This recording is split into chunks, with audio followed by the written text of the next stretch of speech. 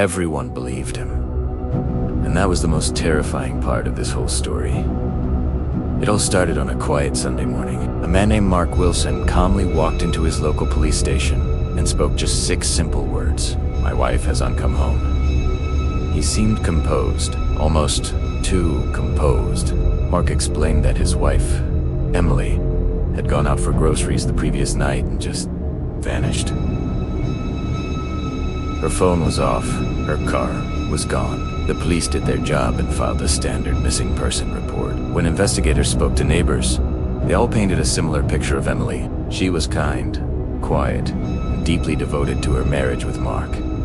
The community rallied around the distraught husband. Mark put on a convincing performance, crying during television interviews, hugging Emily's devastated parents, and he even actively participated in the search parties organized to find her. For 3 agonizing days, the search yielded nothing.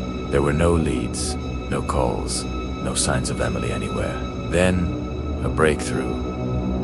Police located Emily's car, but where they found it was strange. It was parked perfectly, almost neatly, in a long-term lot at the local airport. Inside the car, investigators found her purse, her wallet, and her ID. But her phone was missing. The scene was staged to look like a woman who had intentionally decided to disappear, to start a new life somewhere else. As soon as the news broke, social media went into a frenzy. The court of public opinion delivered its verdict almost instantly. Strangers from all over the world commented, "She just ran away," or "She probably started a new life." Another popular theory was, maybe she was unhappy and just needed to escape. Mark seemed to agree with this narrative. He told the police she was depressed lately. She'd even talked about leaving before. It all seemed to fit together. A sad story, but a simple one. The case seemed closed before it was even truly opened. But then, one person spoke up and shattered the entire narrative. Emily's best friend. She told detectives something that didn't fit the story Mark was telling. She said Emily hated airports. She was absolutely terrified of flying. One single sentence. That was all it took to change the entire direction of the investigation. Why would someone who was terrified of flying plan a getaway that started at an airport? It just didn't make any sense.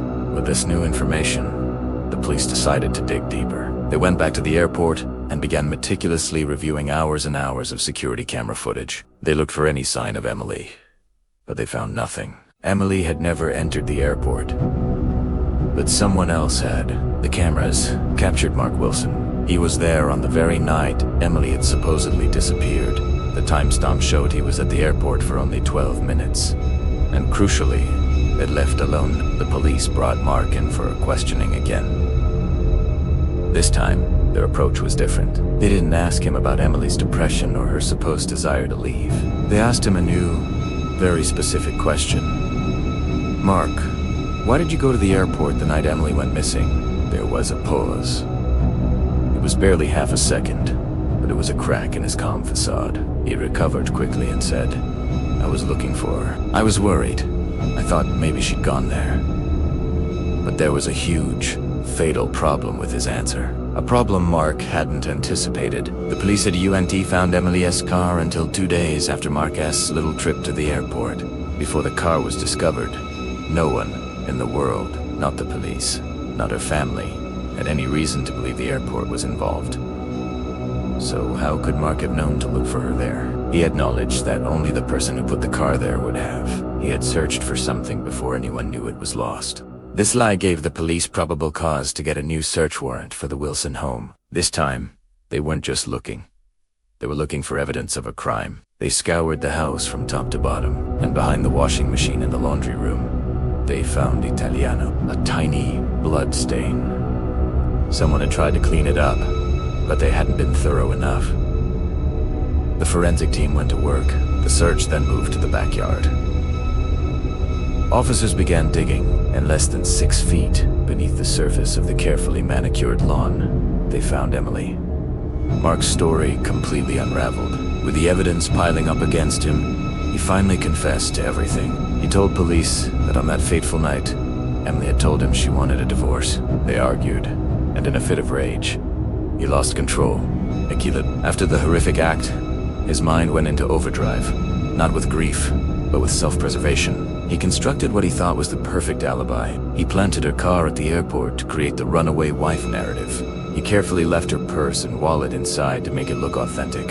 He played the part of the grieving, heartbroken husband, deceiving everyone around him, and he almost got away with it.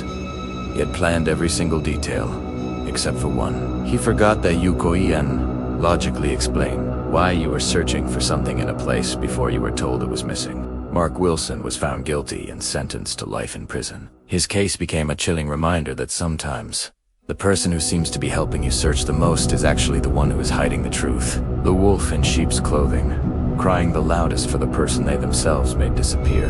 Thanks for watching. If you found this story compelling, please consider subscribing for more deep dives into fascinating cases.